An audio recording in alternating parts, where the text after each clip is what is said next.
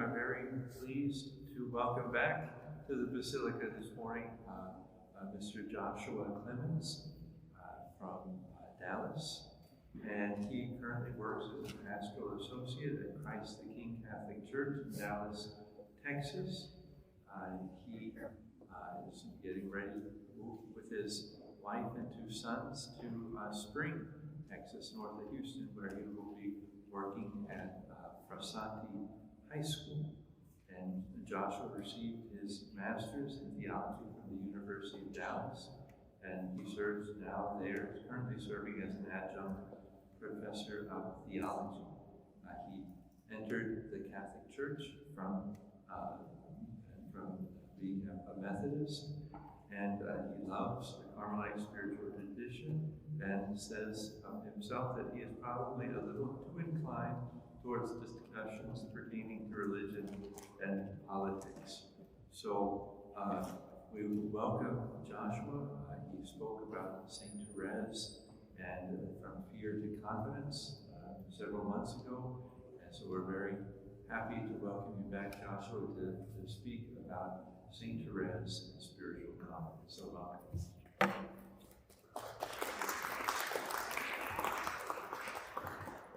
Father, I appreciate it, and I'm really happy to be back. I enjoyed being here before, and as I was trying to think of themes for today, at Christ the King, where I'm at currently, one of my main tasks is walking with the adults that are entering into the Catholic Church. So going through the Lenten journey is a really big part of the rite of Christian initiation of adults. And really, I would say that it's probably more the case that as we go through Lent, we walk with those who are preparing for baptism more than the other way around. Originally, when you look in the early documents of the church, the fasting that would happen before baptism, not only of the one to be baptized, the catechumen, but also of the rest of the faithful, would be kind of this prerequisite. Now you lengthen that out to 40 days to walk with Christ in the desert in kind of spiritual battle. That is something that we do alongside those who are in their first conversion to Christ.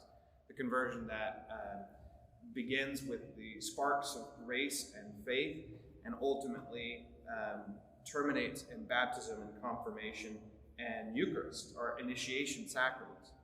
So we kept Lent and we lost the catechumenate, that mode, for hundreds of years, and we've just brought it back. Really, in the U.S., the final kind of edition of the RCA was 1988. So in church years, it's still quite young to us, even though it's an ancient practice. And I think that we can kind of miss out a little bit on that thought that, oh yes, the newbies are coming in and they're going to take part in Lent with us. And it's actually, we have to reorient our mind a little bit to realize that actually, no, it's us that are looking at them and seeing an icon of conversion, because our whole life as Catholics is continued conversion. We don't just convert one time and it's done. You have to convert every couple hours, it seems, right? So I know in the morning, I don't know if I can really honestly pray the Lord's Prayer right when I wake up. Thy will be done. I usually just want my will to be done, usually just to stay in bed for a little bit. And so we have to kind of submit again and again and abandon ourselves to the will of God. And so there's a little miniature conversion, even just throwing the covers off, right? But there's an icon of the major conversion, the real stuff. And when we look at the catechumens, those that are preparing for baptism. So walking with them and thinking in terms of what all of the various rites. Right now we're in cycle, we're in year A, and so it's the scrutiny readings, which are like little minor exorcisms essentially. So there's this. The Lent is called sometimes the period of purification, but also enlightenment, where we learn about the Creed and the Lord's Prayer in a special way within the RCA process. So there's this pulling away from the world and the flesh and the devil, which is our kind of enemies, right? And drawing nearer to the truth, drawing nearer to our childhood with God. So within that, the theme of battle is pretty strong. Christ going into the desert, battling with Satan, and also realizing that it seems that our enemy works on deadlines, kind of like college students preparing for finals or something. They'll cram. And so as we get closer to Easter, it seems like they maybe work harder. And so we have to be ready for battle. We have to be ready to engage in that. And part of our practices of Lenten fast, of almsgiving, of service, is going into battle. And sometimes that's counterattack. So Thérèse of Lisieux, we oftentimes, I think, try to typecast Thérèse into being really soft. And we, like, normally the imagery is flowers, right? And I know that was for me something that was a speed bump as I was trying to enter into Carmelite spirituality. But in reading Thérèse and getting to know her, she's anything but soft. She has a lot of grit, Her rhetorical style softens things a bit, but really she has a lot of battle and military imagery. So I want to draw that out a little bit and also show some of her technique, because if you look for her kind of spiritual martial arts, it's there. My first job was as a martial artist for a while. I loved doing karate and taekwondo and judo and aikido. Started when I was 13, I did it till I was like 19.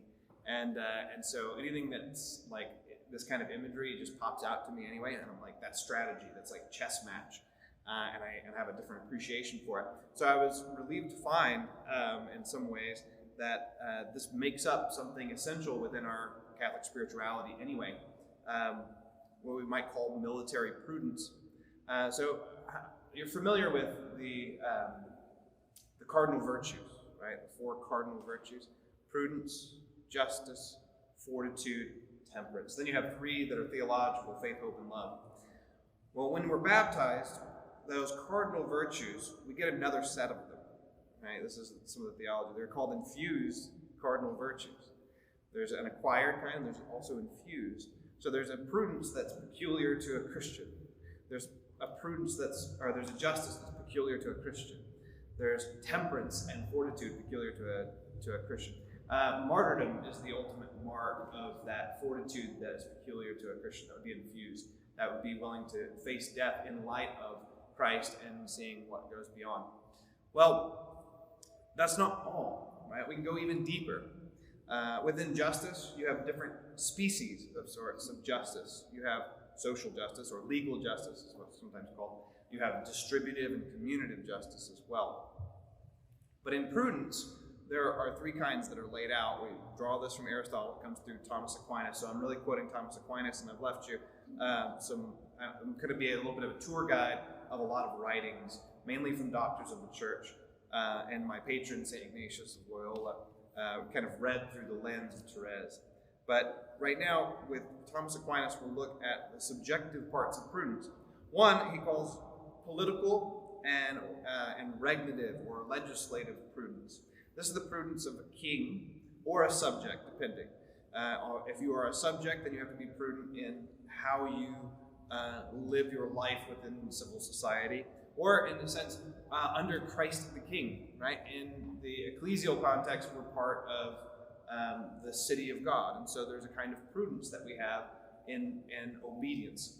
But also, we have a prudence in how we govern, right? How we govern ourselves, how we govern maybe our household to some degree, but especially if you are in a legislative position, if you're a king. Hence, regnative is regal, it's kingly prudence.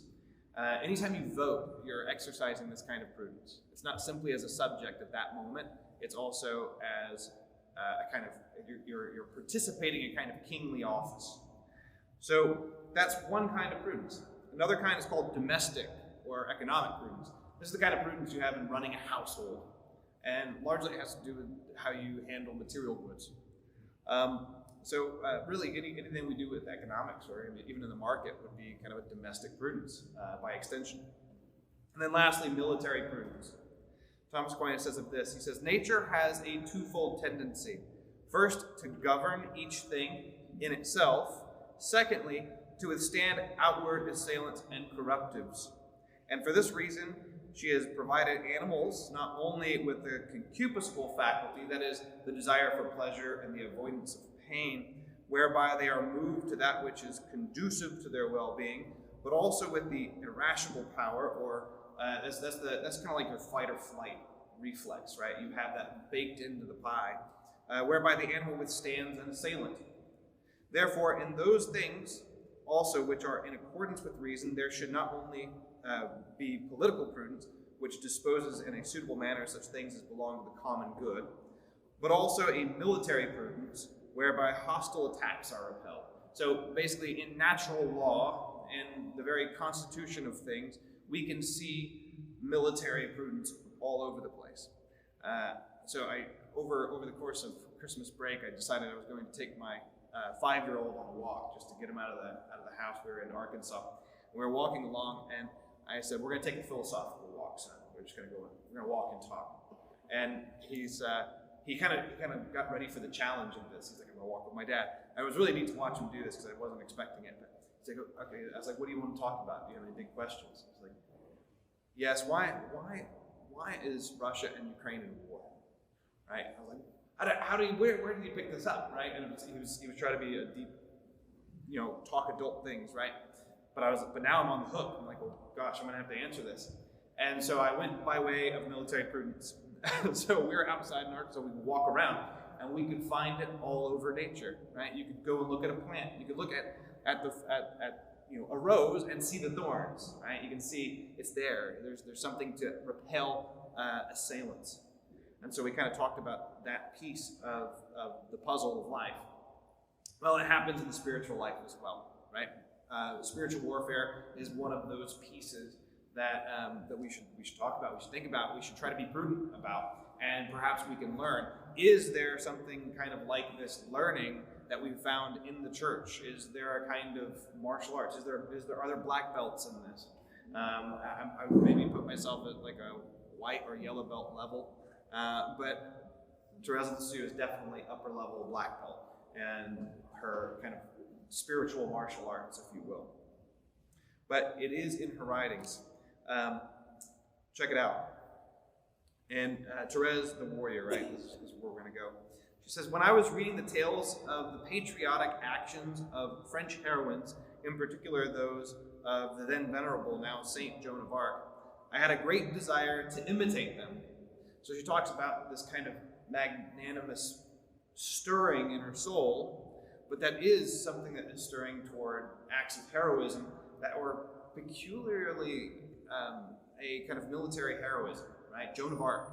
We've seen the picture of Thérèse dressed like Joan of Arc. They're going to have a play. That was one of her people. My wife's patron saint is Saint Joan of Arc. And so she's kind of become a thing in our house more and more. And so to think of it, to see into Thérèse's desires and wishes to some degree, and her stirrings of her own heroic virtue, to see it linked with Joan of Arc is telling.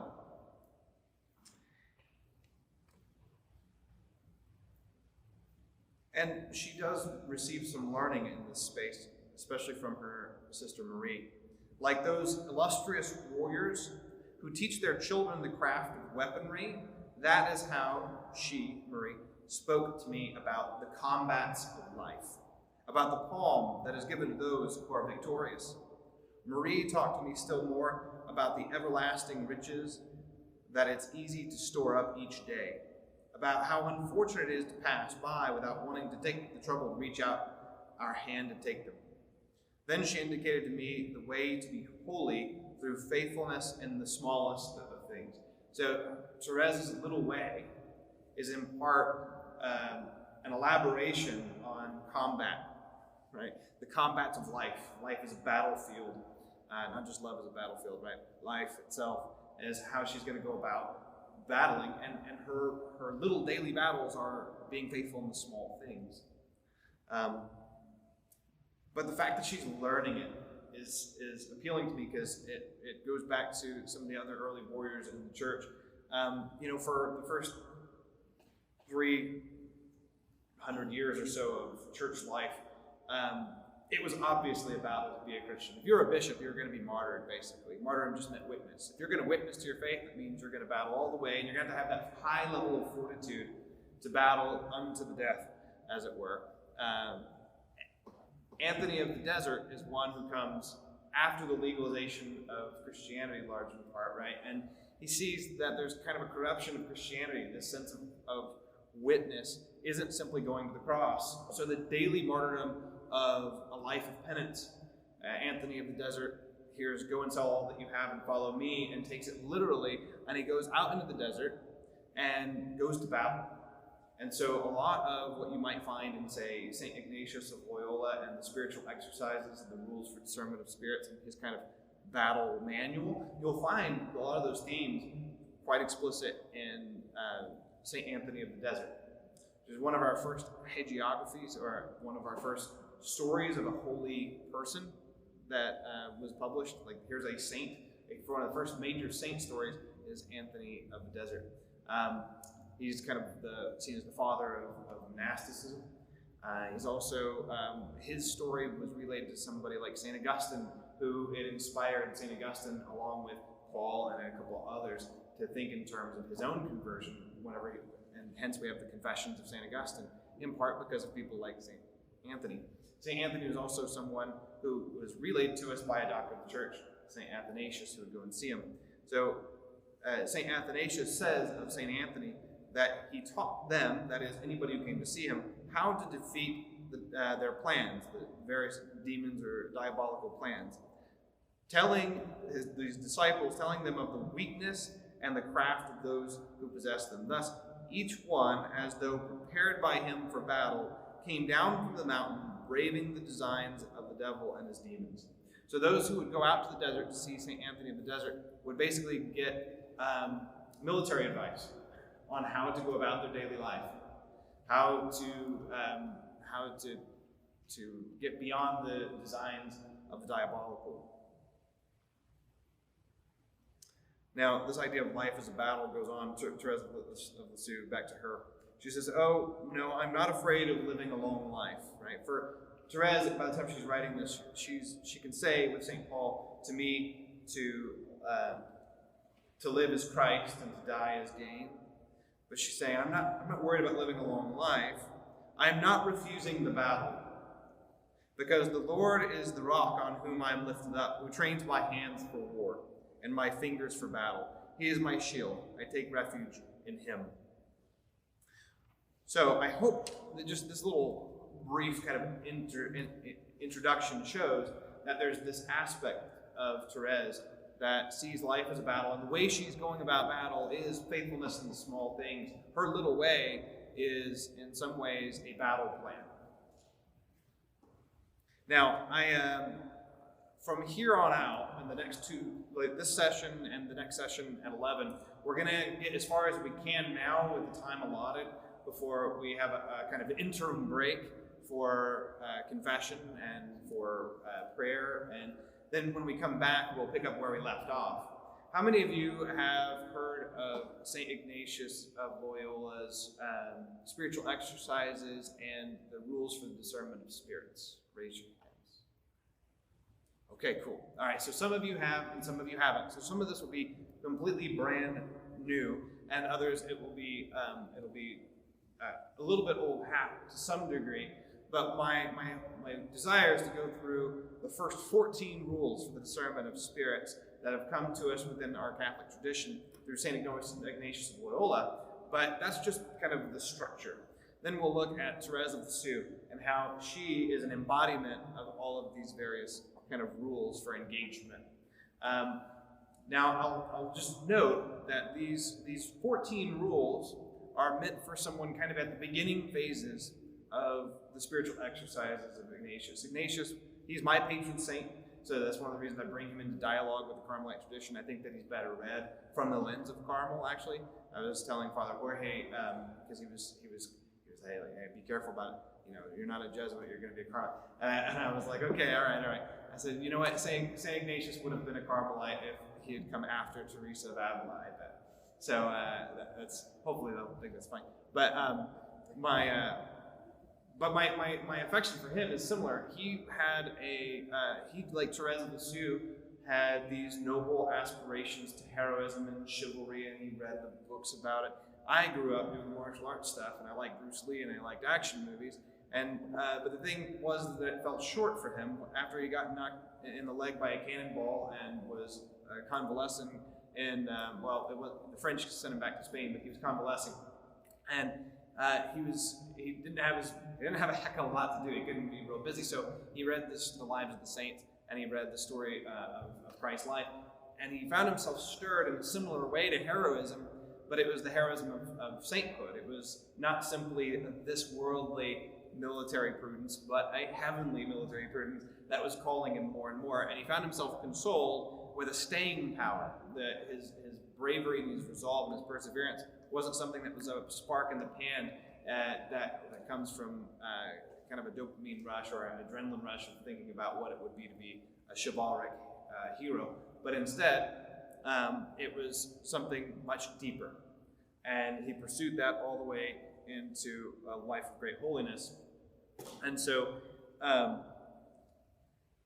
with that kind of brother-sister mode, if you will, of Ignatius and Thérèse, starting with looking at the heroism of very kind of this worldly way, and then seeing that shifted to and infused with a heavenly orientation, becoming someone who's quite prudent and dealing with the combats of life.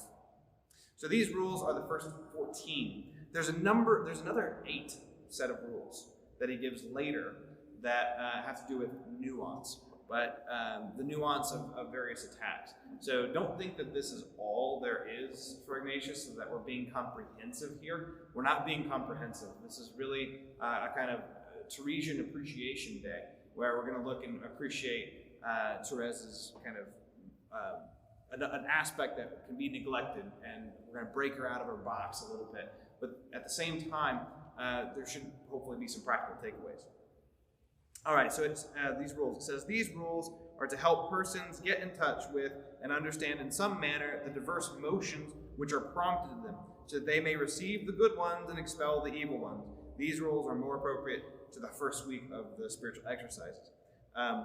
Again, these are elsewhere in the tradition as well. They've been pulled together in a really nice way by Ignatius. But we'll find some doctors of the church also commenting as we go, especially St. Francis de Sales. He was in the 17th century and was trained by Jesuits, but he's a doctor of the church, and his writings are the foundations for the Salesians, amongst others. And we'll see Thérèse, we'll see John of the Cross, we'll see Anthony of the Desert, and we'll see Teresa of Avila, as well as Thérèse of Lisieux as we go. And I think I might have some Thomas Aquinas in there as well.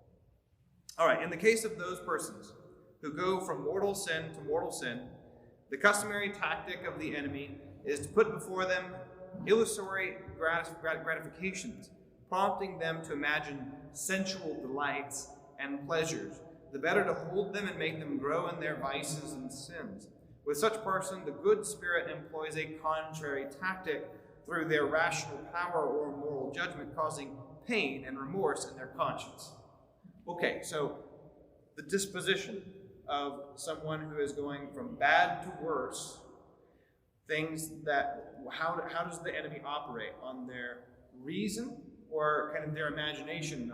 Is he appealing to reason and truth, or is he appealing to something lower? No, the baser things, putting before them kind of the whispers of, forbidden donut, right, or something like that, right? So it's the gratification to the flesh. It's in and through one enemy that the other enemy gets to us, right? So we have the world, the flesh, the devil. It's the promptings of the flesh that are being leveraged here, and it's all things that are a little bit more on the baser side of ourselves. Not a bad part, but the more animalistic, right? Whereas God, we're not abandoned, right? God is still operating, but he's appealing to reason. He's appealing to truth. And how is it received on someone who is going from mortal sin to mortal sin? It's received as something contrary, not according to their full nature, right? It's going to cause pain. It's gonna cause friction in them. But ultimately, it's an appeal to conscience. Conscience is not simply a feeling. Conscience is actually in the reason. It's the judgment of practical reason. It's the judgment of whether or not you've done something bad or about to do something bad or something good. Conscience, according to the Catechism, also is that sanctuary wherein we hear God's voice. So God's voice is going to hit as something contrary, but an appeal to higher things. Now, I think that this is an interesting and very telling thing, because, and I've had a lot of meditation on this too, to think in terms of how do we do ministry in part? How do we evangelize? Because sometimes I think we try to evangelize by kind of appealing even to the flesh, right? It's like we're having the pizza for the youth. They come for the pizza, and then once we're there, we'll appeal to the reason. Well, maybe that's the case, but maybe we're also assuming something about their disposition, right? That's how we appeal. On the other hand, when we do appeal, are we doing it through? Do we give reason? Are we afraid to give reasons to appeal to the intellect, to allow for that little bit of friction that we might cause? And I think that's an important feature. That holiness is both attractive, but also we're a little adverse to it sometimes. We're a little afraid of what it might demand of us, and we're also sometimes we don't want to hear it. Okay, so John of the Cross, he says that the world and the devil have no other means of warring against the soul when its affections and operations are deadened. In other words, at the highest level of our asceticism, whenever we aren't pushed and pulled by the flesh, if we've overcome the flesh, then there's no leverage that either the world or the devil has on us. I remember when I first got to Dallas and I was working my first kind of big boy job, I worked very close to the office, and I didn't get cable. I grew up on cable, right? I mean, I don't know how many advertisements I must have imbibed. I was swimming in it, in just kind of the consumer space. But suddenly I was off of it completely, and I was totally into my work and studying and coming back. So I go into the Galleria in Dallas, and I'm walking around, and I am overwhelmed, like sensibly overwhelmed by all of the various pulls on very basic instincts, right? So every major clothing outlet was appealing to the instinct to sustain the species, and every food outlet was appealing to the instinct to sustain myself, right? And none of those instincts being bad, but the way it was leveraged was just this overflow, right? This overload of pulls. And I'm like, I see. That's the world, right? The world only has power insofar as it can appeal to these things. And the devil, of course, is going to whisper into that as well, to say, to especially if you're going from mortal sin to mortal sin, that he doesn't have to do anything further. He can be just really blatant about it, right? St. Augustine, in the 8th book of the Confessions, whenever he's going through his throes of conversion, he's in a garden in Milan, and he's trying to make a final kind of push off into Christianity, and he's one of those people who goes all in. So he knows that when he makes the decision, it's probably going to be like I'm going to take vows of poverty, chastity, and obedience. I'm going to go all in, right? And so he talks really well about how those whispers come in, right? Are you really all of his various affections and addictions come in and start kind of, he personifies them. Are you really going to deny us? You'll never do this or that again, right? And it's all imagery. It's not just intellectual, higher level abstract faculties here. We're talking about images, things that are locked into the mind as image, things that appeal directly to the body. So the place for asceticism, for the place of Lent, even of giving up certain things, it's become, I think, a fad to say, I don't give things up, I add something. Well, you should do both, because you really have to do some battle against those things that you just kind of give over into, right? Especially the flesh, because if you really want to do battle, if you haven't started there, or if you're not doing something, then you might be neglecting a really essential piece of your spirituality, of trying to overcome some of those instincts, or at least engage them, at least know what's going on. Okay, rule number 2. As for those persons who are intensely concerned with purging away their sins and ascending from good to better in the service of God our Lord, the mode of acting on them is contrary to that described in the first rule. For then it is co-natural to the evil spirit to nod them or to sadden them, to thrust obstacles in their way, disquieting them with false reasons, for the sake of impeding progress. It is co-natural to the good spirits to give courage and active energy, consolations, tears, inspirations, and a quiet mind, giving ease of action and taking away obstacles for the sake of progress and doing good. So two things operating on us here. These are emotions. We're passive to these things to some degree, right? But it flips. Here now, the devil doesn't have this ability just to go in and appeal to kind of baser things. He's got to confuse you, right?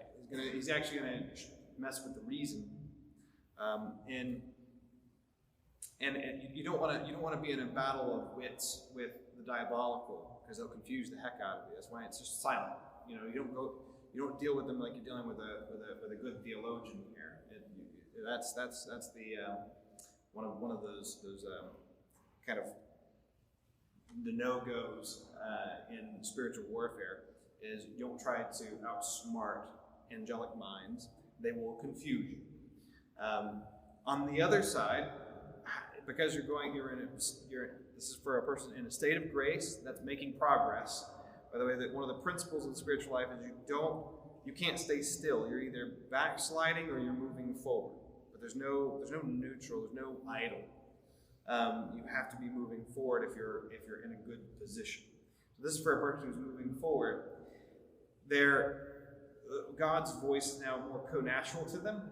It doesn't have the kind of grating in conscience. They have a clear conscience that there's peace there. So the good spirit, or angels, or God directly, can inspire and give courage and active energy. So the kind of emotional side might be pushing now in the right direction. St. Francis de Sales speaks of inspiration in his treatise on divine love. There is this book called Finding God's Will, which it's an extract from his larger treatise on divine love. So anything that I have here from St. Francis de Sales is actually from his treatise on divine love, if you ever wanted to read that one. But Finding God's Will is actually really, really readable and good too. It's a little snippet. He says, inspiration is a heavenly ray that brings into our hearts a warm light that makes us see the good and fires us on to its pursuit. So he seems to be talking about consolation here. He seems to be talking about something very similar. The life of St. Anthony talks about something similar as well in the 4th century. The vision of the holy ones is not fraught with distraction, for they will not strive nor cry, nor shall anyone hear their voice, but it comes so quietly and gently that immediately joy, gladness, and courage arise in the soul. For the Lord, who is our joy, is with them, and the power of God the Father, and the thoughts of the soul remain unruffled and undisturbed, so that it, enlightened as it were with rays, beholds by itself those who appear. For the love of what is divine and of the things to come possesses it, and willingly it would be wholly joined with them if it could depart along with them. So Anthony here is talking about angels, visions of angels. How do you know if it's a good one or a bad one, right? Is kind of the question. And it's like, well, the good ones have God with them, and if you're actually he's assuming you're in a state of grace, that's going to be more co-natural. It's going to be something that you would be happy to go along with them because you're undisturbed and all these other things. So that's kind of an embodiment of that principle. Now, it also says that things are stirred, consolations, tears, inspirations. We see this also in the life of Thérèse of Lisieux, at our first communion, in fact. She says, when the joy of heaven comes into a heart, that exiled heart can't bear it without shedding tears. She was crying at her first communion, and the way she sees it is that she has a desire for heaven, right? She has it's an exiled heart because her desires are in heaven, right? And she's here in the combat of this life. At her first communion, she has major consolations, and they fit the bill in the gift of tears.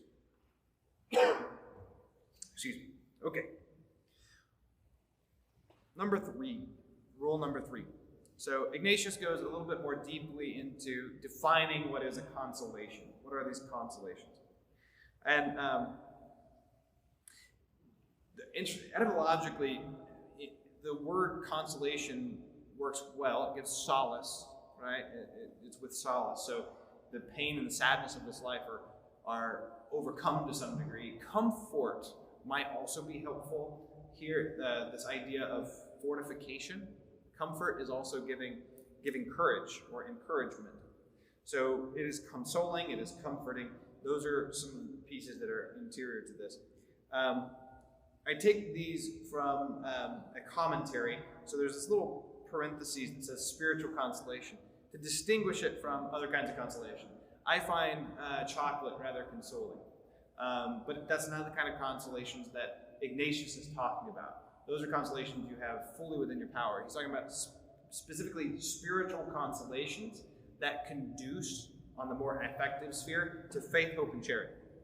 Especially charity. If you really want a sign that you're making the right kind of progress, love of neighbor and love of God, if those are increasing and your impetus to it are increasing, that's one of your main criteria. Is this a kind of consolation that is spiritual in nature? Well, is it making me want to go and serve my neighbor? Well, it's a spiritual consolation then. Concerning spiritual consolation, I name it spiritual consolation when some inner motion is prompted in the person of such a kind that he begins to be aflame with love of his Creator and Lord. And consequently, when he cannot love any created thing on the face of the earth in itself, but only in the Creator of them all. Likewise, I call it consolation when a person pours out tears moving to love of his Lord, whether it be for sorrow over his sins, or over the passion of Christ our Lord, or over other things directly related to his service and praise. Finally, I call it spiritual consolation, every increase in faith, hope, and charity, and every inward gladness which calls and attracts to heavenly things and to one's personal salvation, bringing repose and peace in his Creator and Lord. So this is a consolation that, again, is read in light of those infused virtues. Faith, hope, and charity, that's your criteria. It's not just good feelings. It's holy feelings that actually make you more solidly faith-filled, hopeful, and loving. Okay. Of this, St. Francis says again, without inspiration, our souls would live idle, sluggish, and useless lives. But with the coming of the divine rays of inspiration, we feel a light mingled with a life-giving warmth that enlightens our understanding and awakens and animates our will by giving it strength to will and do the good that pertains to eternal salvation. The 3 best and surest marks of lawful inspiration are perseverance in contrast to inconstancy, and inconstancy and levity, peace and gentleness of heart in contrast to disquiet and solicitude, and humble obedience in contrast to obstinacy and extravagance. So you might think that you have very pious feelings, but if they lead to obstinacy, extravagance, disquietude, inconstancy, those probably are not, right, the kind of spiritual consolation that we're talking about. It could be something else, but it's not that. Instead, a lawful inspiration or a lawful consolation, something that you would find maybe post hoc to say that was from God, would be things that would give you, peace, gentleness, humble obedience. How many times have you thought maybe I'm praying and somebody interrupts you and you're like, oh, right? Well, a very good devout life will make you more gentle, actually, right? So it's something to see in your battle, right? Like, okay, get out of the way of my consolation. Being angry about that probably isn't the kind of consolation that we're looking for here. We're not just about protecting our consolations, right? Okay, so before I move to spiritual desolation, Teresa of Avila talks about consolation and spiritual delights and the interior castle as well. Teresa of Avila talks about the then freshly minted Jesuits of the time that she would go to spiritual direction with them in her autobiography. And so sometimes you can see in her autobiography and elsewhere, she uses some of the same terminology that you'll find in the spiritual exercises. She also, of course, had a Franciscan connection and a Dominican connection, so she synthesizes a lot in herself. But you can find more about consolation within the Carmelite tradition. It's not just here. In fact, you can find quite a bit of it in Thérèse, explicitly called consolation. So this is good information to have down. So as you're reading Thérèse, or if you're looking into the tradition more, you'll be able to kind of note, okay, this is her attitude toward this. Okay, spiritual desolation. I call spiritual desolation everything contrary of what is described in the third rule. For example, gloominess of soul, confusion, a movement to contemptible and earthly things, disquiet from various commotions and temptations, all this tending toward distrust, without hope, without love. So it's against faith, hope, and charity. Right? It's a drag. It's like, drag is actually a pretty good word for it. But, if you're thinking in terms of flight, you want thrust, but at the same time there's gravity and there's drag, right? And so those are the things that are going to be operating on us to some degree. Maybe you have some. If you ever been on a plane and things are moving quicker because the wind is behind you, right? Have you ever heard that? The pilot come on and be like, "Hey, we're going with the wind." Also, even just going, if you're in a long flight, if you're going with the world or against the world, it makes it faster, right? So there's some external things that can help, that can kind of console the flight, if you will. And there are things also that goes to the contrary. Turbulence, going against the wind, gravity, all of these things are drag. And so this is what we're kind of trying to get a pulse on within the spiritual life, talking about consolations and desolations. It's not the essential stuff. The essential stuff is faith, hope, and charity. But there are some things that try to pull away from it, and some things that help push toward it on the emotional space. And that's what we're seeing with desolation, is that it's pulling away faith, hope, and love. It says, finding oneself thoroughly indolent, tepid, sad, and as if separated from one's Creator and Lord. For just as spiritual consolation is contrary to spiritual desolation, in the same way, the thoughts which spring from spiritual consolation are contrary to the thoughts which spring from spiritual desolation. When we're in consolation, we think that we can be the greatest of saints sometimes, and when we're in desolation, we think that we're abandoned and this will never end. Right? Those kinds of thoughts come out whenever we're in these spaces. They inspire things that are more consoling or more disconcerting. Now, desolation doesn't mean that you've lost faith, hope, and love. Again, and consolation doesn't mean you've gained faith, hope, and love. These are just things that conduce to it or put drag on it, emotionally speaking. The real essential place is actually what we do with our will, if we actually have faith, hope, and love. In fact, when we're in desolation and we make acts of faith, those are highly virtuous. We're doing heavy lifting, right? So this isn't actually about those theological virtues. It's about the emotional life around them. Anthony, again, in the life of St. Anthony in the Desert Fathers, right?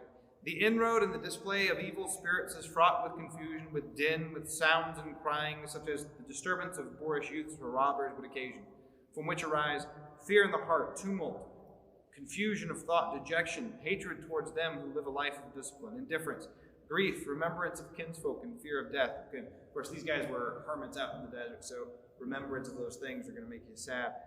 Fear of death, finally desire of evil things, disregard of virtue, and unsettled habits. If at the appearance of any angel there is confusion, knocking without, worldly display, threats of death, and other things which I have mentioned, know that it is an onslaught of evil spirits. And let this also be a token for you. Whenever the soul remains fearful, there is a presence of the enemies. St. Francis de Sales, on every occasion the enemy puts them in doubt as to whether it is God's will for them to do one thing rather than another. Right? So this idea of desolation is kind of all the way through our tradition. It's something that you battle with one way or another, and it can happen at various times of the day. It's just kind of part of the fabric.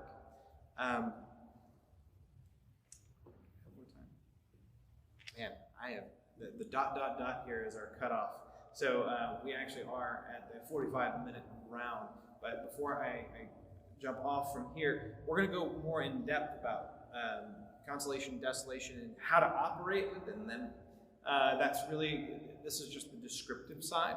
So we're poised now to actually look at how do we address being in consolation, how do we act whenever we're being consoled, and how do we act when we're in desolation. And we'll look at Thérèse of Lisieux and how she does it. Questions before we take a break? Or before I hand it off? I don't think anybody's stopping me, so we'll just keep going. Yes, ma'am. I guess I'm familiar with the spiritual side, but I also comment. Yeah. When you speak of consolation and desolation, I understand that the St. Teresa and St. Pentecost, each of those are very different applications for us in our spiritual lives. In the sense of we're taught to expect desolation, to ignore consolations, to, in other words, don't attach yourself to anything that is going to make that particular feeling, like St. John's process that feeling. And so Teresa. So I guess what I'm getting is I'm trying to apply this nation spirituality to what I know as harmonized spirituality. Yes. Yeah, no, I get you. I'm in the same boat. I like to bring them together. So in case you didn't hear, the desire to bring the Ignatian and the Carmelite spirituality together, and how we talk about consolation and desolation, it seems that maybe Ignatius versus John of the Cross, Teresa of Avila, and I would say even Thérèse, kind of have a different seemingly attitude toward consolation and desolation. Am I getting you right? Because when we, especially with St. John of the Cross, when we write, the St. Carlos, attach ourselves to everything. Yeah. So complete consolation, complete desolation. And so we tend to not pay very much attention. We persevere with it, right? And God's going to pay all that. But we don't. Especially consolation. Can be dangerous, yeah. Right. So a couple things. One is that these set of rules are for someone, and it's couched within the same terminology. You have these three points of progress in the spiritual life. You have the beginning, purgative, and the illuminative, and the unitive. The spiritual exercises are set out on the same pattern, but not the unitive. It only goes with the purgative and the illuminative. And so the kind of attitude that we should have for a beginner, right, is that you would expect that there's going to be certain things that walk along with the beginner that are similar, right? Well, and John of the Cross too would say, that God generally, and not necessarily by this a specific absolute pattern, but for the most part, walks with the beginner in such a way as to appeal to them from the lowest all the way to the highest in an orderly way. And so there's a place for visions where where it might not be appropriate at a later time. And the attitude that you would take toward them might be different depending on whether or not you're a beginner or you're a proficient or you're perfect, right? So to some degree, the attitude even toward consolation might be a little bit different whenever you're more advanced. As it stands, I would kind of need it, right? And God knows that we need it, and so he might give it. But you'd still want to be detached. So John of the Cross over and over again, his kind of push in the Ascent of Mount Carmel is to kind of reject it in a way or different kinds of things like consolation, or to be completely detached from it as a practice, because God is going to do his work anyway within it, right? And so that's just fine. The second set of rules of Ignatius are all about how to be careful about consolation, because just because it's consolation doesn't necessarily mean it's from God. And so the same kind of concern, it's not simply consolation good, desolation bad, go pursue consolation. It's a caution, right? And so yeah, I think that's right. But if you are detached and you're receiving consolation, and it's making you faith, hope, giving you faith, hope, and love, then as long as you actually make faith, hope, and love, then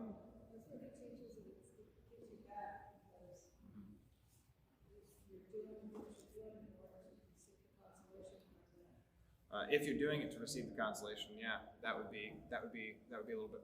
You'd have a spiritual sweet tooth, right? Spiritual gluttony, and you see this actually oftentimes in popular use of Ignatian spirituality. There is a tendency to say, "Oh, I just want consolations. That's what I'm wanting, and if I don't have consolation, I must be doing something bad." No, and so we'll get more into that because Thérèse, interestingly, her consolation is to be in desolation. Sometimes that she would actually kind of prefer that over consolation. Okay. We're just about ready to switch gear. Does somebody have the schedule by chance to see? I don't want to close off too early. I just know that I had 45 minutes. 10 o'clock. Okay, great. Well, we still have a little bit of time. Let's take 5 more minutes, and then I'll let you have like a bathroom break, and we can get ready for confessions and such. But if you have another question or concern or thought, then I'm happy to hear it.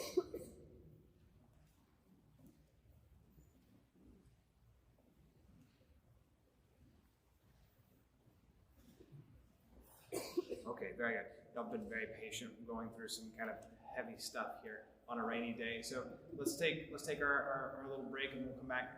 There's going to be, let's say, confessions in just a little bit. Let's do a quick glory be, and we'll break. In the name of the Father, Son, and Holy Spirit. Glory be to the Father, and to the Son, and to the Holy Spirit, as it was in the beginning, is now, and ever shall be, world without end. Amen. All right. See you again at 11.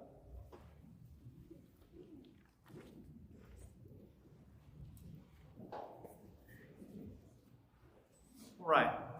If you don't have a handout, there's some more up here as well. So if you see somebody with that one, you want to grab one, feel free. We're going to dive back into our content.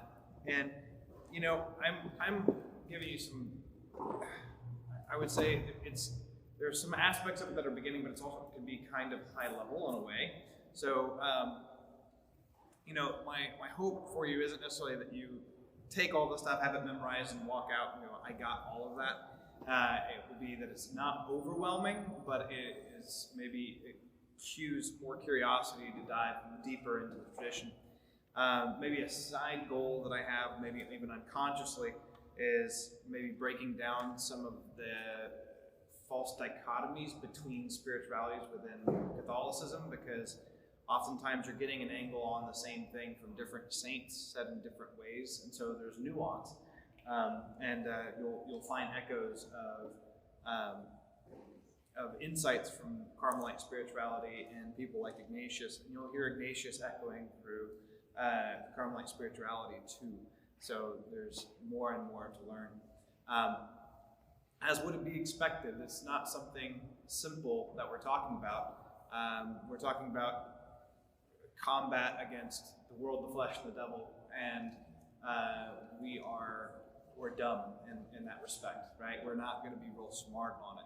So we rely and we cast ourselves upon the Lord, and ultimately that's the essential piece, if we hold on to nothing else, faith, hope, love, like, right? Faith, hope, charity, and push on those. So we're looking at some of the things that are going around faith, hope, and charity, mainly in consolation and desolation, and how those were defined. Now let's look and see what Ignatius says about what we do with consolation, what we do with desolation here at the beginning stages of our spiritual life. We start with rule number 5. It's on page 3, underneath the little dotted line. Rule number 5 says that in a time of spiritual desolation, it is no time at all to change purposes and decisions with which one was content the day before such desolation, or the decision with which one was content during the previous consolation. It is rather a time to remain firm and constant in these. For just as in spiritual consolation the good spirit generally leads and counsels us, so in spiritual desolation does the evil spirit. By the latter's counsels we cannot find the way to a right decision. So Ignatius has a goal within his exercises, somewhat of helping people with these rules if they have various movements within their soul as they're trying to come to a decision, mainly an election on the state of life. And so knowing these ways of behaving or thinking is really important for that specific purpose. But in another sense, it's good, just life advice. Oftentimes we come to a decision, we've thought it out very well, we've weighed pros and cons, we've prayed about it, we've come to some solace about it, peace, we're ready to go, and then as soon as we come up to the precipice of the decision, we start getting cold feet, right? It could be anything. It could be a major life decision, it could be the state of life, whatever it might be. The question becomes, are you making the decision now out of desolation? Are you treating the disquiet as though that's giving you content? Because the reality is that is not content.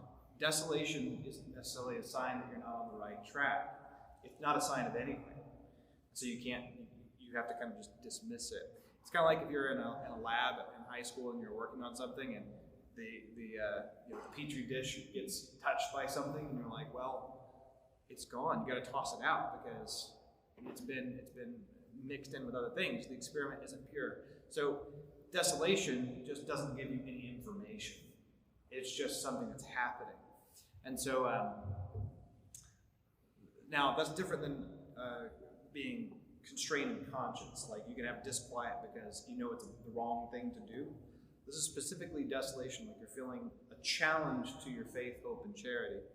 And you can think about Christ in the Garden of Gethsemane. That was a moment that was definitely desolate. That didn't necessarily mean he was like, well, maybe I'm not supposed to go to the cross at this point, right? That was already done, right? He submits himself to the will of the Father, and he just renews that submission in the garden as an example to us, to say, yeah, in the midst of our desolation, we stay the course of what we've decided with our Lord, right? And so this is really a very practical bit of advice. I know, to me, if I've been walking with somebody, say, and they're approaching marriage, and it's like, have they really come to a good discernment? And if so, then at some point there might be cold feet, right? At some point desolation may come. What are we supposed to do with that? Maybe this could be an applicable point of advice. Same thing goes, currently, as in our introduction, my wife and I were deciding whether or not to move. It's a big move. We made the decision, we prayed about it, we did the discernment, and then once you start getting going, it's like, oh, desolations come, right? I come back to this rule. I'm like, okay, this doesn't give me any data. This doesn't mean that I'm making the wrong move. I might have a bad feeling about certain things, but I have to remember back to whenever I made a decision well, where I've made the prudential call, and I'm casting all other cares back onto God and abandoning to his providence. Okay, is this elsewhere in the tradition? Yes, St. Francis of Sales. He says, after we've discerned, we must not call our choice into doubt, but devoutly, peacefully, and firmly keep and sustain it. So St. Francis of Sales is, I think, drawing on his kind of Jesuit education here and looking at rule number 5 whenever he writes that in his treatise on divine love. He says, although the difficulties, temptations, and different events that occur in the course of carrying out our plan may cause us some uncertainty as to whether we have chosen well, still we must remain firm and not consider all such things. Rather, we must reflect that if we had made some other choice, we might be 100 times worse off, and furthermore that we do not know if God wills us to be trained in consolation or in desolation, in peace or in war. Our resolution has to be devoutly made. We must never doubt the holiness of its execution. If we do not fail, it cannot fail. To act otherwise is a mark of great self-love or of childishness, weakness, and folly of mind.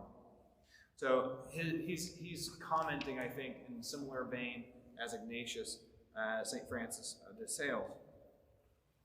St. Thérèse of Lisieux, she herself was tempted to doubt her vocation right before her vows. She says, this is just before her vows, she says, my vocation appeared to me as a dream, a figment of my imagination. I found life at Carmel to be quite beautiful, but the devil inspired in me the assurance that it wasn't made for me, it wasn't made for me, and that I'd be deceiving the superiors by going forward along a path to which I wasn't called.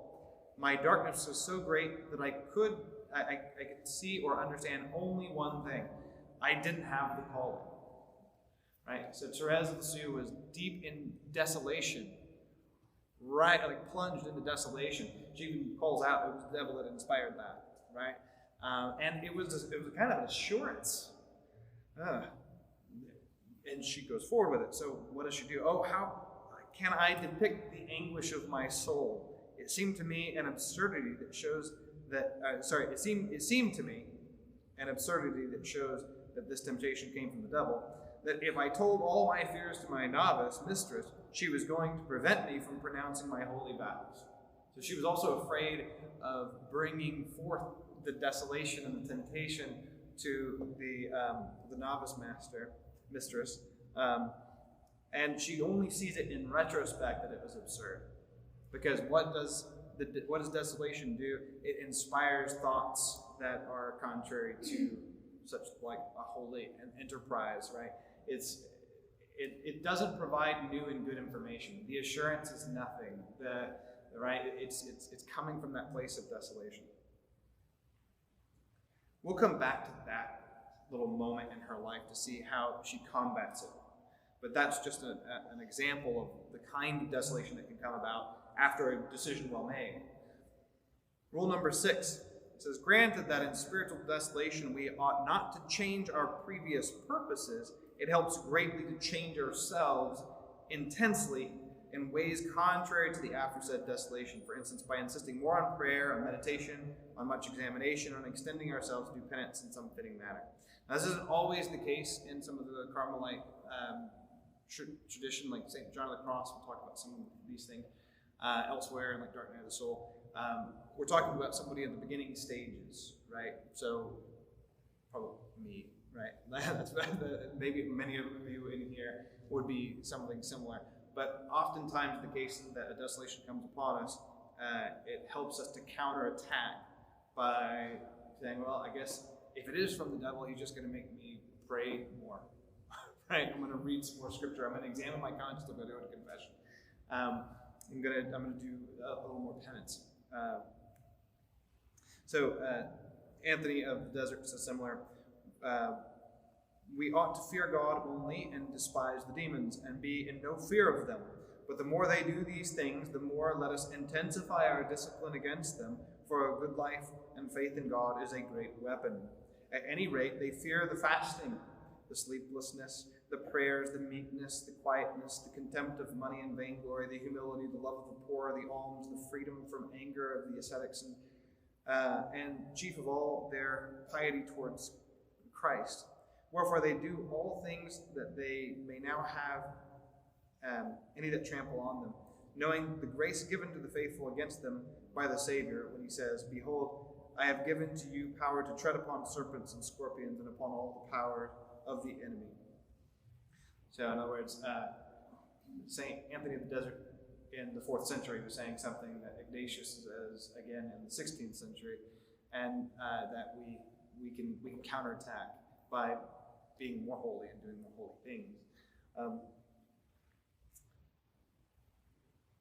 Thérèse of Lisieux says this: while I don't have the enjoyment of faith, at least I try to do its works. So in desolation, so the enjoyment of faith, and in other words, the consolation that we get from feeling faithful. Oftentimes faith isn't a feeling, right? It doesn't provide the feeling. Faith is in the will. It's the act itself. So John of the Cross would say, faith is a dark night, right? That you're doing heavy lifting when it's all darkness. But if you feel faith, it doesn't feel so dark. It's not so difficult. There are feelings of faith. But Thérèse here doesn't necessarily have it. She says, while amidst desolation, without the feeling of faith, at least I try to do its works. I believe I've done more acts of faith in the past year than during my whole life. This is nearing the end of her life. At each new opportunity to do battle, when my enemies come and provoke me, I conduct myself bravely, knowing that it's cowardly to fight in a duel. I turn my back on my adversary without condescending to look him in the face, but I run toward my Jesus. I tell him that I am ready to shed my blood, even to the last drop, in order to confess that there is a heaven. Right? So, in other words, in the trial of faith, she saw it as desolation and a battle, and she made acts of the will that are faithful. Not necessarily engaging the devil, but just going straight to Jesus, which is exactly what the devil doesn't want. Right? Going to him and abandoning herself yet again to Christ. John of the Cross says that when the soul is clothed in faith, the devil is ignorant of how to hinder her. Neither is he successful in his efforts, for faith gives her strong protection, more than do all the other virtues, against the devil, who is the mightiest and most astute enemy. So faith is the magic weapon here, right? She doesn't have the feelings of faith, but she makes acts of faith, which is like the nuclear option, right? Thérèse says, it's prayer, it's sacrifice that are entirely my strength. These are the invincible weapons that Jesus has given me. All right, rule number 7. Let one who is in spiritual desolation consider how the Lord has left him to his natural powers, so that he may prove himself while resisting the disturbances and temptations of the enemy. He is indeed able to do so with the divine aid, which always remains with him, even though he does not clearly perceive it. For although the Lord has withdrawn from him his bubbling ardor, surging love, and intense grace, nevertheless, he leaves enough grace to go on toward eternal salvation. So there's always sufficient grace there, right? So in other words, this being left in natural powers is being left in the feeling that it's just you. The feelings of being abandoned, the feeling of, I'm just working with my own nature, I don't have grace. That would be Thérèse, like we just saw, right? I didn't have the feeling of faith, but she definitely had the grace of it, right? It might have felt natural as day, but it was actually supernatural. There's still the infused grace there that was helping her to make those acts of faith, enough for salvation, right? But what are we supposed to think of? We're supposed to consider how the Lord has done this. So when you can see that Thérèse has some experience in this too. For example, when she takes the veil, a number of people, her father included, were not able to be there, and it made her sad. So in short, everything was sadness and bitterness, nothing. Nonetheless, peace, always peace, was found at the bottom of the cup. She still had grace fundamentally. On one level, it was sadness and tears. On another level, there was still this fundamental sense of peace. That day, Jesus allowed me to be able to hold. Allowed me to be unable to hold back my tears, and my tears weren't understood. In fact, I'd gone through many greater trials without crying, but then I had been helped by a powerful grace, like an intense grace, right?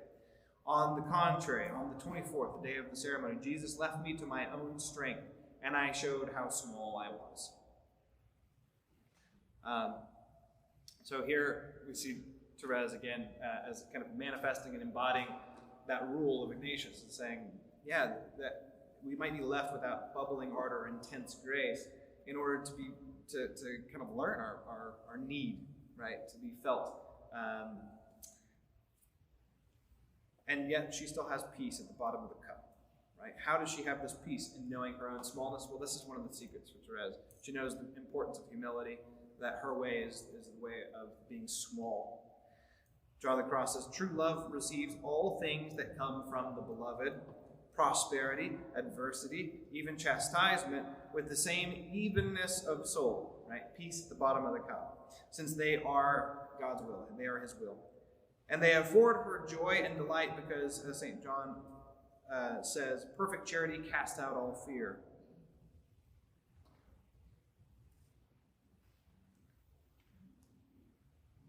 Teresa of Avila as well says some similar things that can give us some insight here from her interior castle. She says, believe that you have not put our Lord under any obligation to grant you these kinds of favors, consolations, visions, whatever it might be. What can we do for a God so generous that he died for us, created us, and gives us being? Shouldn't we consider ourselves lucky to be able to repay something of what we owe him for his service toward us? I say these words, his service towards us, unwillingly, but the fact is that he did nothing else but serve us all the time he lived in this world. And yet we ask him again for favors and gifts. Right? The idea is, here we are in desolation, cast upon ourselves, maybe peace at the bottom of the cup, but we also have something here to offer back to God, our littleness, right? Something small. Rather than being frustrated that we don't have consolations, we have an opportunity to give God something back. Thérèse, as she matured in holiness, says, do not think that I am swimming in consolations. Oh, no. My consolation is not having any consolations on earth. Without showing himself, without making his voice heard, Jesus instructs me in secret. Right? And that secret, I would think, is the secret of faith. Right? And that faith that leaves a little bit of peace at the bottom of the cup. That is not on the surface where consolation might be, but is much deeper. Instead of rejoicing at my dryness, she says, I should attribute it to the smallness of my fervor and faithfulness. So her smallness. So instead of thinking that, instead of saying, yay, I'm happy I'm in desolation, which allows her to give something back to Jesus, Thérèse was remarkable in this way. When she felt abandoned, when she didn't have the feelings of faith, whenever all seems lost, she would imagine that the storm outside has Jesus kind of asleep in his dinghy, right? And she didn't want to be like the disciples that woke him up and received the slap on the hand, "Oh, ye of little faith," right? Jesus quiets the storm for them. She wants to be of great faith, so she likes to let him sleep a little bit. Nobody lets him sleep. Let him sleep. That takes a lot of faith, right? You got the storm going on, you got desolation. It's like, that's fine, Jesus is just asleep. I'm going to let him sleep. I can call him out of it, but I'm not going to do that. And so I'm going to enjoy the fact that there's this storm and I get to make this act of faith. But she says, instead of being rejoicing in this opportunity, I should really be doing something else. I should be thinking about the fact that there is a storm is probably due to my lack of humility, my smallness, my faithlessness. It's because I am already of little faith that the storm's there in the first place, perhaps. That's her mode, right? And there's something to be said for that as a rule in Ignatius too. Rule 8, let him who is in spiritual desolation work at holding on in patience, which goes contrary to the harassments that come on him, and while taking unremitting action against such desolation, as said in the 6th rule, let him keep in mind that he will soon be consoled. They never lack the graces necessary to them in order to live well and devoutly according to their conditions, according to Francis de Sales, and to fulfill in a holy way the duties of their professions. Just as God, by the ministry of nature, gives to each animal instincts needed for its preservation and the exercise of its natural properties, so too, if we do not resist God's grace, he gives to each of us the inspiration needed to live, work, and preserve ourselves in the spiritual life. So he'll give us consolations when and if we need it. We can rely on it. If we need consolation, we'll get it. And so if we're in desolation, we can know, hey, consolations are probably around the corner, and if I need it, God will give it. Right? Thérèse talks about a sister who's especially frustrating to her. She says, "There is in our community one sister who has the talent of displeasing me in everything. Her manners, her words, her character seem to me to be very displeasing. However, she's a holy nun who must be very pleasing to God. So not wanting to give in to the natural dislike I was experiencing, I told myself that charity doesn't consist in feelings, but in works." Right? So she didn't have the bubbling ardor, neither of faith nor here of love. I wasn't content just to pray a lot for the sister who gave me so many struggles. I tried to render to her every possible service. When my struggles were too violent, I fled away like a deserter. My last means of not being defeated in my struggles is desertion. It's better not to expose oneself to battle when defeat is certain. Right? This is one of the other little techniques of Thérèse. And you can see that in her efforts to try to combat desolation, even a natural desolation here that's brought upon her by the temperament and character of another sister, she's like, I'm going to push against it, not out of a feeling of love, but out of just the grit of service. And if that isn't enough, if I'm going to be defeated, I'm out. I'm gonna go somewhere else, right? I'm gonna desert. And it is couched in terms here of battle, right? The battle to love is one where she has to have some sort of strategy. Ignatius says that there are reasons why we might be in desolation. It's very insightful. The principal causes which explain why we find ourselves spiritually desolate. The first is that we are tepid, indolent, or negligent in our spiritual exercises. And a result of our own failings, spiritual consolation departs from us. So it's like, oh, I'm in a dark night of the soul. Oh, I'm in such desolation. Well, it might just be because you, and it's not the devil like doing it to you necessarily. It might very well be that you shot yourself in the foot by, well, when was the last time that you actually prayed? Are you keeping to your spiritual exercises? Which is kind of consoling. That means that the ball's in your court. All you have to do is get back on the horse, right? That's actually kind of good news. This is kind of what we hear Thérèse saying. Instead of rejoicing at my dryness or my desolation, I should attribute it to the smallness of my fervor and faithfulness. So Thérèse is doing that, right? She's like, well, it might be desolation from elsewhere, but I'm just going to go ahead and take responsibility for it, and I'm going to try to make acts of faith and hope and love in spite of it. So that's the first reason it's because of us. The second is that it serves to put our worth to the test, showing how much we will extend ourselves in serving and praising God without so much so much pay in consolations and increased graces. So do we have a spiritual sweet tooth? Maybe we just do it for the consolation. I knew a fella who had been addicted to some drugs, and he came off the drugs and he became addicted to retreats, the retreat high. So every weekend he was at a new retreat, and he was giving testimonies about how he once was on drugs, and now the new drug is like Jesus, right? And so he would have been a person who was probably moving in the right direction, yet nonetheless, there's something immature in his zeal. There's something that needs to be refined, and it's this, that he has a spiritual sweet tooth. God was giving him sensible consolations here at the beginning, but if he was to continue along the path, God might start taking those consolations away so he could stand on his own feet a little bit, and that his faith wouldn't just be out of kind of self-love, but out of love of God. And so it's a testing, not like God doesn't know what's in us, but that we need to be able to do some of the heavy lifting, that we might even fall on our face a little bit so that we have a little more self-knowledge to say, oh, I actually just love God because of the way he makes me feel, because of the consolations that he gives me. I like the feeling of faith and the feelings of love. But what about when you don't have the feelings? What about even whenever it feels contrary and you have to pick up a cross and you have to sweat some blood maybe, right? That's where the kind of why desolation might be allowed by God, right? Is so that we can merit.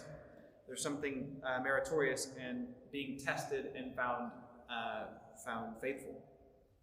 Then the third is this: spiritual desolation serves to give us a true recognition and understanding, grounding an inward experiential perception of the fact that we cannot ourselves attain to or maintain surging devotion, intense love, tears, or any other spiritual consolation, but rather that all is gift and grace from God our Lord. So we do not build a nest on another's property, elevating our mind in a certain pride or vainglory, giving ourselves credit for devotion or other constituents of spiritual consolation. Maybe I have spiritual consolations, the gift of tears. There's a subtle pride that can get in there, and you can suddenly start thinking that maybe the consolations are from your own faithfulness, from your own capabilities. And so consolation might be withdrawn so that we come to a better knowledge of our need for God and that we're waiting upon those consolations. Unlike certain other kinds of consolations, the kind that I usually have in my refrigerator, my natural consolations, those are totally within my power, right? I can just go and get them. That's one of the reasons why they're so attractive. But if we are relying on God to give consolations, we have to wait upon the Lord. And maybe we should just try not to have so much of an affection even of those consolations. That's a higher level kind of asceticism. To not simply be detached from the consolations we might get from the sensible appetites that we have, but even our spiritual appetites that like to be whetted might very well need some refinement. So we don't oftentimes know why the consolation isn't there and why we're in desolation. Is it because we're being tested? Is it because we need self-knowledge? Well, if we're being tested or we need self-knowledge, then let's act like saints. And if it's because of our lack of effort or dropping our spiritual exercises, then pick those up again. In other words, in any of those cases, the same thing applies, that we turn to God, right? That we turn to Him in prayer and need, and we become beggars before God. When Thérèse was sick as a child, she underwent a pretty serious illness and had a miraculous healing where the statue in the room, like, she sees it and Mary smiles to her, right? And she's healed. Looking back on that experience, she says, "I'm persuaded now that it was the work of the devil, but that the sickness was the work of the devil. Not the grin from Mary, but the sickness, the desolation that she was in, even the physical desolation. For a long time after I got well, I thought that I had become sick on purpose, and that was true martyrdom for my soul." Like maybe she'd done it herself. And that was martyrdom for her. God, who no doubt wanted to purify me, and especially to humble me, left me with this inner martyrdom right up to my entrance into Carmel. There, the Father of our souls took away all my doubts, as if it were with His own hand. And since then, I have been perfectly peaceful. I think that the devil had received an outward power over me, but he couldn't approach my soul or my mind, unless it was to inspire in me great fear of certain things. So she was in a time of battle, a time of desolation. And looking back on that, she sees a reason why God might have allowed for that, to humble her, right? And that ultimately, during that desolation, consolation was around the corner. All the doubts were taken away at a certain point, right? And in retrospect, she could see the struggle and see that there is a method to the madness. Now, that's some of the rules for, like, what do you do in desolation? What do you do amidst consolation? Let him who is in consolation think how he will bear himself in the desolation which will follow, gathering energy anew for that time. Okay, so if you're in battle and it's a firefight by day, and then the bullets have stopped flying, right? A good soldier doesn't think, oh, the war's over, the battle's over, right? The war is still waging, you're going to have another fight. Take a rest. Right? Remember when my wife was giving birth to our first child, I was supposed to help, right? How do you help with that? But I was supposed to hold, right? And she was doing the whole yoga ball thing, right, in the hospital. And they say, naturally, it's a natural childbirth, naturally there are times in between the contractions where she will have like a rest. And it's a pretty significant rest. Maybe even falling asleep. Totally happened, right? Where I had to like hold her while she was like just asleep, peaceful as a lamb. And I'm not, right? It was just this oscillation back and forth. Well, desolation is something like that as holiness is birthed in us, if you will. There are moments of rest. Take advantage of them, But don't think that it's all over. Otherwise, when the desolation comes, they're going to be extra desolate, right? Instead, gather strength for it. Thérèse does this. In fact, before she enters the cloister, which she is knowingly going in to do battle, essentially, in a spiritual fashion, she is in travels, right? She goes to Rome, talk to Leo XIII with her father. She sees a number of places. She gives commentary on the things that she saw, and many of them were beautiful. She says, in the time of testing, when I am a prisoner in Carmel, I'll be able to contemplate only a little corner of the starry sky, and I'll remember what I'm seeing today. That thought will give me courage. I'll easily forget my petty little interest by seeing the grandeur and the power of God, whom alone I want to love. So she takes a mental snapshot of the consolation that she was getting at seeing all of God's creation and seeing it in the light of God being the creator. So it's spiritual. She's seeing it through the lens of faith, saying, wow, God the creator has made such grandeurs. But in the cloister, she's not going to see all of that. She's not going to be traveling here and there. So she's going to remember this and think, whenever she's getting petty, I'll rely on this. It'll comfort me, right? It'll give me courage. So I see that when I read that the first time, that's totally what you're supposed to do in consolation, right? She's preparing for whenever she's not consoled, taking this and gathering strength for the future. All right, rule number 10. Let him who is in consolation think how he will bear himself in the desolation which will follow, gathering energy anew for that time. So slightly different, right? Oh, wait, no, sorry. That's the same one. Rule 11. Let him who is spiritually consoled set about humbling and lowering himself as much as he can, reflecting on how pusillanimous he is in the time of spiritual desolation without God's grace or consolation. On the other hand, let him who is in spiritual desolation keep in mind that drawing strength from his Creator and Lord, he has with divine grace sufficiently great power to resist all his enemies. So on one hand, in desolation or in consolation, you say, I can do nothing except for with Christ who strengthens me, right? So you think about how there's one vine, many branches, and apart from Christ we can do what? Nothing, right? I am totally powerless without God. So in the moment of my consolation, I'm going to humble myself. I'm going to remember how pusillanimous is. Pusillanimity comes from animus or soul. It's the smallness of soul. How small soul I am. That's the opposite of magnanimity, great soul. To be great soul in some way, or big-hearted, is something that comes from God in this setting. But when I'm in desolation, I'm cowardly. I'm small. That's how I am, kind of left to myself. That's what we should think about, so that we don't get puffed up in our consolation. That's one of the dangers of consolation, is we can get puffed up. So you kind of push against it a little bit.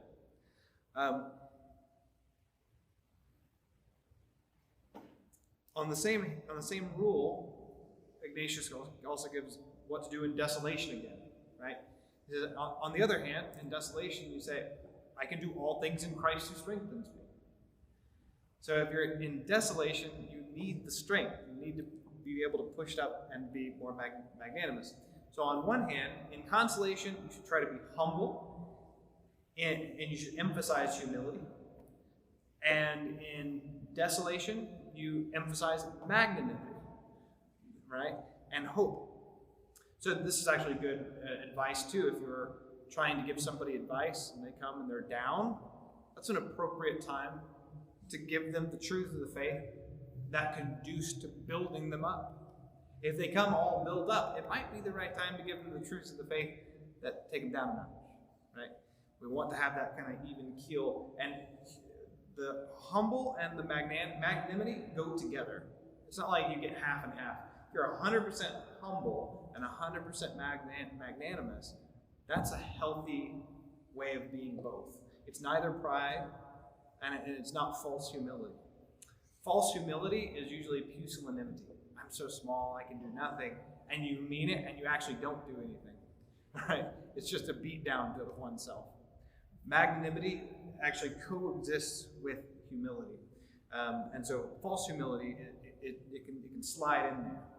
But magnanimity is that bigness of soul. It says, I'm prepared for great things. I can do all things in Christ who strengthens me. It's what makes Thérèse audacious with God. Not because she's not humble. It's because she is humble that she can kind of win God over, right? Okay.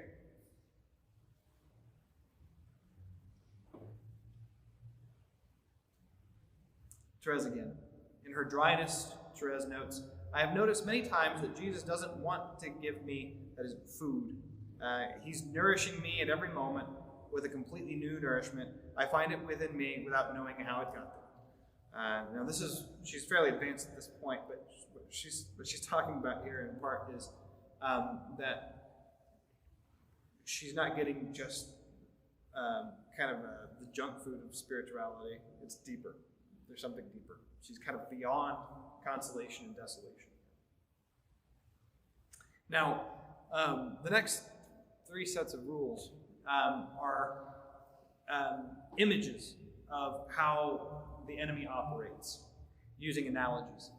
The first one, we could qualify it a little bit.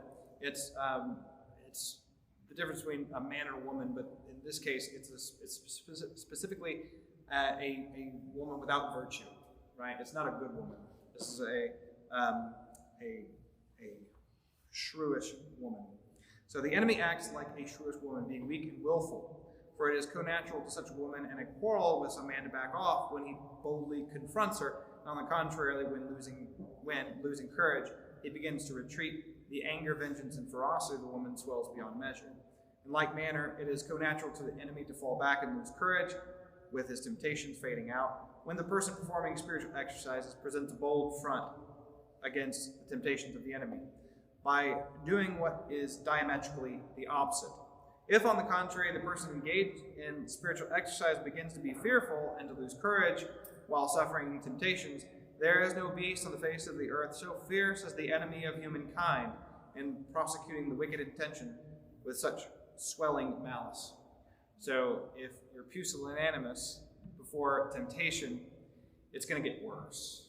If you do the counterattack thing, right, then you can send the devil to flight. Rule 13 is similar.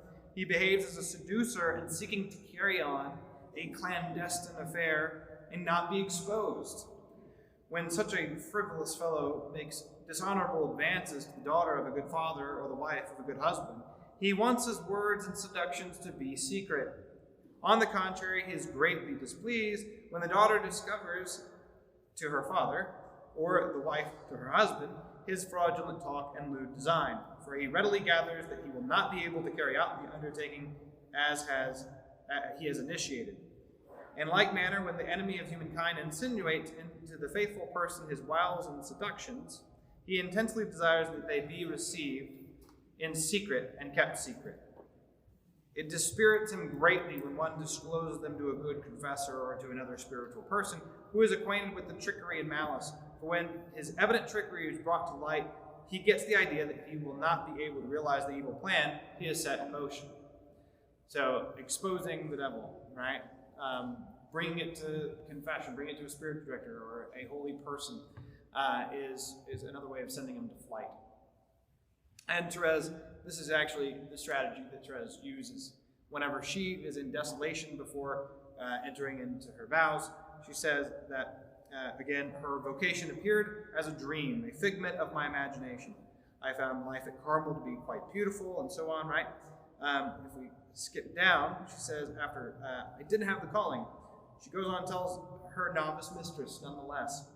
Fortunately, she saw more clearly than I did, and she reassured me completely. Besides, the act of humility that I had done had just put to flight the devil, who is perhaps thinking that I wasn't going to be daring enough to admit my temptation. Immediately after I finished speaking, my doubts left me. Nonetheless, in order to make my act of humility complete, I wanted to go on and confide my strange temptation to our superior, who is content to laugh at me. Okay, so Thérèse and her battle goes right along with the Ignatian kind of principles here, right? She has this desolation and a temptation that the enemy would like to keep secret, right? Instead, she puts on a bold front by not only going and exposing it to the novice mistress, but then doing one up and going to the superior and having someone laugh at her, right? All like total counterattack, just pummels the devil, right? Early on, before she's taken her vows, amidst desolation. So she's acted like a good Ignatian, actually, too. Rule number 14, this last one.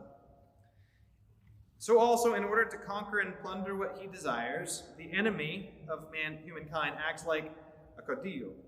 For just as a military commander-in-chief, pitching camp and exploring what the forces of a stronghold are and how they are disposed, attacks the weaker side. In like manner, the enemy of humankind roves around and makes a tour of inspection of all of our virtues, theological and cardinal and moral. Where he finds us weaker and more in need of reinforcement for the sake of our eternal salvation, there he attacks and strives to take us by storm. So he looks for weak enforcements. And you'll find the same image over and over again. I mean, the interior castle is basically talking about it like that, right? The interior castle is a fortification.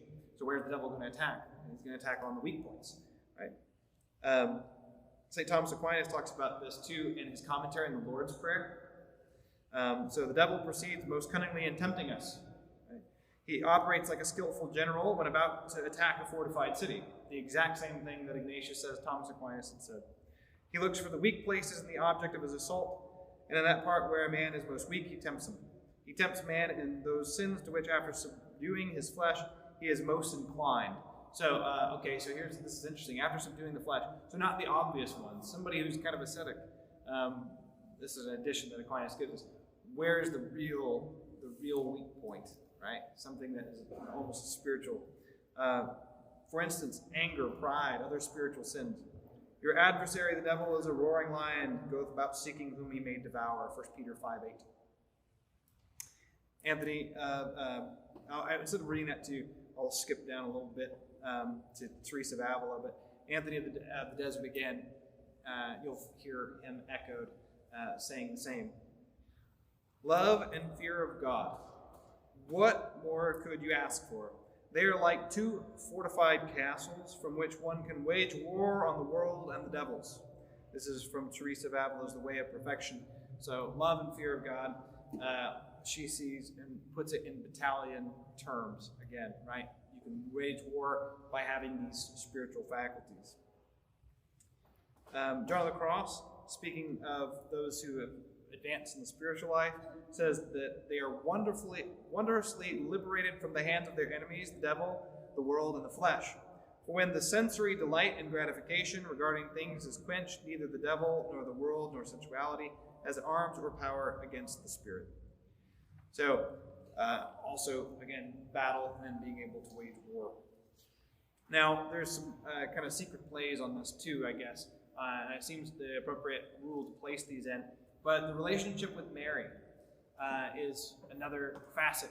Mary is called the Ark of the New Covenant, right? And if we look at the battles of the Old Covenant, that was what you would take into battle. So we don't want to walk into battle and think of our fortifications as being without the hand of Mary in it. You might have heard of St. Louis de Montfort and his true devotion to Mary. And he formulated a consecration to Mary that many popes have used. John Paul II actually made the St. Louis de Montfort kind of motto his own for his papacy, totus tuus, all yours, being able to give everything over into Mary. God handed himself over to Mary at the incarnation, and so we hand ourselves back to him through her. That's the idea of a consecration to Mary, and Thérèse had a consecration to Mary as well. In fact, the Carmelites are a Marian order, right? So those that have fallen through grace, though grace was sufficient for them to resist, did so because of a lack of humility, according to St. Louis de Montfort. He says they thought their house secure enough, that their coffers strong enough to keep the precious treasure of grace. It is because of that scarcely perceptible reliance upon themselves, though all the while it seemed to them that they were relying only on the grace of God, that the most just Lord permitted them to be robbed by leaving them to themselves. That is, right, they were left to some degree with their natural capacities, and they faltered. If only they had known, perhaps they would have confided their treasure to a virgin powerful and faithful, who would have kept it for them as if it had been her own possession. Nay, who would have even taken it as an obligation of justice on herself to preserve it for them. So we make Mary our treasurer, our banker of the interior life, of the grace that we have within. So you want to fortify your city, make Mary the protector of it, right? The city of your soul. She will always discover the malice of the serpent. She will always lay bare his infernal plots and dissipate his diabolical counsels, and even to the end of time will guard her faithful servants from his cruel claw. So that's St. Louis de Montfort. St. Thérèse of Lisieux speaks of Mary and her help that she gave her when she was sick as a child too.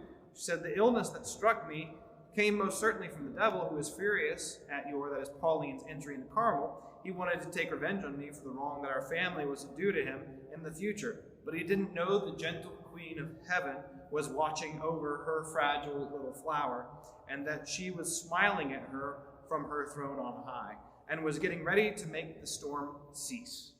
Right? So who brings the cessation of the storm of that desolation? Well, she sees it as Mary.